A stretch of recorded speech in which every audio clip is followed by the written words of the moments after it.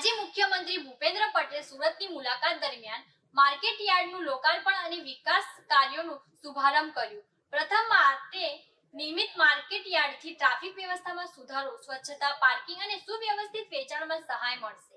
કૃષિ અને વેપાર ક્ષેત્રે મજબૂત બનાવતી આ પહેલને મહત્વપૂર્ણ ગણાવી છે। મુખ્યમંત્રીએ જણાવ્યું હતું કે આધુનિક સુવિધાઓથી સજ્જ આ માર્કેટ યાર્ડ વેપારીઓ માટે નવી તકોનું સર્જન કરશે અને વ્યવસાય માટે અનુકૂળ સુવ્યવસ્થિત માળખું પૂરું પાડશે। પ્રથમ માળે નિર્મિત આ માર્કેટ યાર્ડથી ટ્રાફિક વ્યવસ્થામાં નોંધપાત્ર સુધારો થશે તેમજ પાર્કિંગની સુવિધા, સ્વચ્છતા અને વેચાણ વ્યવસ્થાને વધુ સુગમ બનાવશે। મુખ્યમંત્રીએ આ પ્રોજેક્ટને રાજ્યના કૃષિ અને વેપાર ક્ષેત્રને વધુ મજબૂત બનાવવાની દિશામાં મહત્વપૂર્ણ માઇલસ્ટોન ગણાવ્યો હતો। આ કાર્યક્રમમાં કેબિનેટ મંત્રી જીતુ વાઘાણી અને નાણાં મંત્રી કનુ દેસાઈ સહિતના આગેવાનો હાજર રહ્યા હતા। 51 માં માત્ર 15,000 ની આવક સાથે શરૂ થયેલું એપીએમસી સુરતે ખેડૂતની સેવામાં સતત પ્રગતિ કરી છે।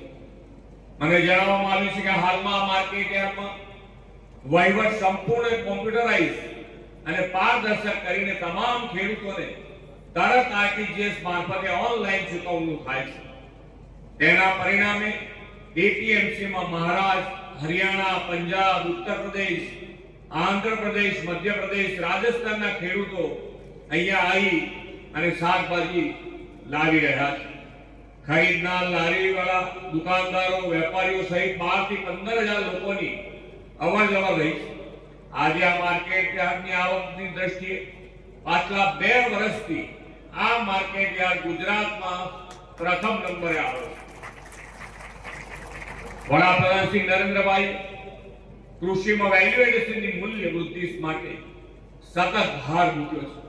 તેમણે કૃષિ ક્ષેત્રની રૂપિયા 35,000 કરોડથી વધુના ખર્ચે પીએમ ધન ધાન્ય કૃષિ યોજના અને કઠોળમાં આત્મનિર્ભરતા મિશન એમ 2 યોજનાઓ તાજેતરમાં શરૂ કરાવી છે।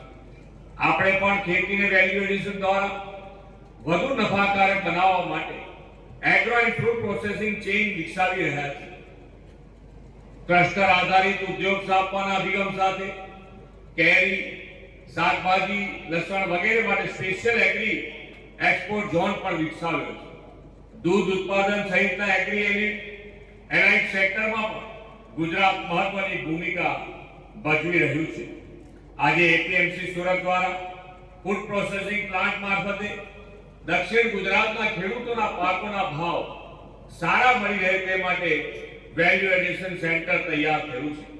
આ સેન્ટરથી હમણાં ચેરમેન શ્રી જેમ જણાવતા તેમ દક્ષિણ ગુજરાતના ખેડૂતોની કેરી, ચીકુ જેવા ફળો ખરીદીને તેનો પલ્પ બનાવીને Russia, Korea, Japan, Canada, America જેવા દેશોમાં નિકાસ કરવાથી ખેડૂતોને વધુ મૂલ્ય મળી રહ્યું છે। આ ઉપરાંત mango juice, jam, lychee juice, tomato ketchup, tomato puree, અથાણા સહિતના અન્ય ઉત્પાદનો પણ સુરત તાપી જિલ્લા તેમજ સુમુલ પાર્લર કૃષિ બોર્ડ ખાતે વેચાય છે। તેને વધુ પણ વેગ મળી રહ્યો છે। વડાપ્રધાનશ્રીએ ડિજિટલ અને ઇન્ફ્રાસ્ટ્રક્ચર સુધારણાથી ખેતીમાં ઉત્પાદન વધારવા અને ખેડૂતોને વધુ માર્કેટ એક્સેસ તથા ટેકનોલોજીનો સપોર્ટ મળે તે માટે હંમેશા પ્રયત્ન કર્યો છે। તેમના નેતૃત્વમાં સરકારે કૃષિ ક્ષેત્રમાં પાક ઉત્પાદકતા, સસ્ટેનેબિલિટી અને ખેડૂતોની આજીવિકા સુધારવા સહિતના વિવિધ પડકારોનો સામનો કરવા માટે આર્ટિફિશિયલ ઇન્ટેલિજન્સ સિસ્ટમનો ઉપયોગ શરૂ કર્યો છે। કિસાન ઈ-મિત્ર જેવી વોઇસ આધારિત એઆઈ સંચાલિત ચેટબોટ સિસ્ટમ શરૂ કરાવીને ખેડૂતોને પીએમ કિસાન સન્માન નિધિ યોજના અને કિસાન ક્રેડિટ કાર્ડ અંગેના પ્રશ્નોના જવાબ મળી રહે તેવી સુવિધા પણ વિકસાવી છે।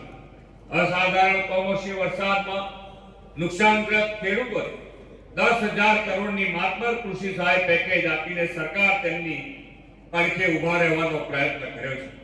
પરંતુ ક્લાઇમેટ ચેન્જના કારણે ખેડૂતોના ઉત્પાદનના નુકસાન આગોતરી રીતે પહોંચી વળવા માટે એઆઈ આધારિત સિસ્ટમ ડેવલપ કરવામાં આવી રહી છે। વડાપ્રધાનશ્રીએ બેક ટુ બેઝિકના મંત્ર સાથે ક્લાઇમેટ ચેન્જ સામે લડવાના અનેક ઉપાયો આપણને આપ્યા છે। તેમણે વિકસિત ભારત 2047નું જે લક્ષ્ય રાખ્યું છે તેમાં પણ તેમણે દેશમાં રાસાયણિક ખાતર મુક્ત પ્રાકૃતિક ખેતીની પ્રેરણા આપણને આપી છે। રાસાયણિક ખાતરથી થતી ખેતી શોર્ટ ટર્મ ગેઇન ટૂંકા ગાળાના ફાયદા આપે, પરંતુ જમીન અને માનવીના સ્વાસ્થ્ય હેલ્થ માટે નુકસાન કરતા છે.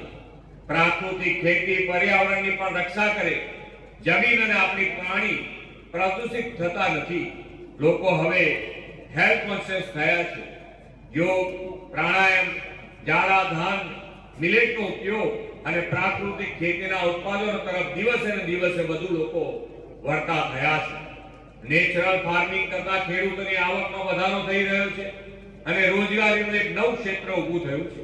પ્રાકૃતિક ખેતી સાથે સ્વદેશી ઉત્પાદનોનો તો આજે દેશમાં પણ માંગ વધી રહી છે. આપણે સૌ પણ સ્વદેશી આત્મનિર્ભર ગુજરાત માટેના સંવાહક વિકસિત ગુજરાતથી વિકસિત ભારતમાં યોગદાન આપતા રહેશો એવા વિશ્વાસ સાથે વિરમું છું. ભારત માતા કી જય. વંદે માતરમ. જય જય ગરવી ગુજરાત.